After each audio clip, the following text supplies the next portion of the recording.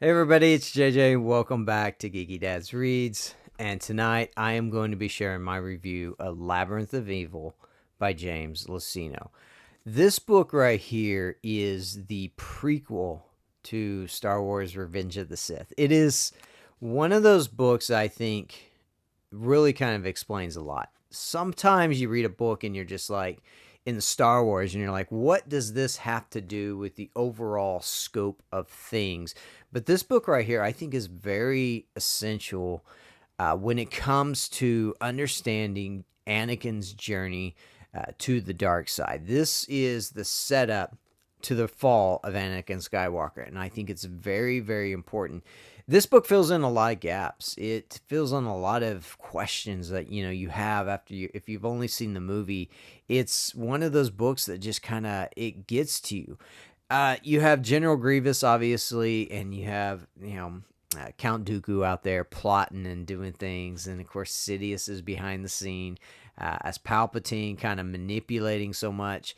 The scenes you get with Bail Organa were just absolutely unbelievable. The political side of things, how Palpatine was so manipulative, and Mace Windu. You get a lot of Mace in here, and I love the thing about part of what I love about Mace in this book is how suspicious he is of Palpatine, but how it's not really front and center on his mind. Like when he goes to visit Palpatine's office and he just has this uncomfortable type feeling. And it's because of all the artifacts and stuff that are around his office and the way it's decorated. And he just kind of has this eerie feeling like something's not right. And then he asked Palpatine about it, and Palpatine's like, "Oh, I got him from on Naboo and all this stuff." And it's just incredible how people overlooked everything that Palpatine was doing, Sidious, and how manipulative he was. But what I really loved about this book more than anything really was the deep, grounded friendship you have between Obi-Wan and Anakin. And it's the type of friendship you see glimpses of it early in the movie, the Revenge of the Sith movie, but what you don't really get the depth of it. And the way they kind of just poke at each other and just like have fun and enjoy each other's company, and you sort of see the love for deep friendship right here.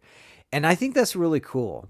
And what makes that so hard is because it is so heartbreaking, because we know where things are leading with Anakin. So I am actually going to be reading Revenge of the Sith next by Matthew Stover. That's the next on my reading list.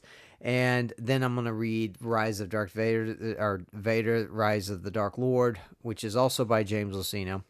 And I'm really excited because I've never read Darth Vader, Rise of the Dark Lord. That's one I've never read. And so to be able to read all three of these books in order, back to back to back, I think is just a fun, enjoyable experience. So, Labyrinth of Evil by James Luceno, I put it up there probably within my top 10, top 15 Star Wars books of all time. This one has actually kind of gone up. I don't remember where I had it ranked exactly when I did my top 30. I have my list over here.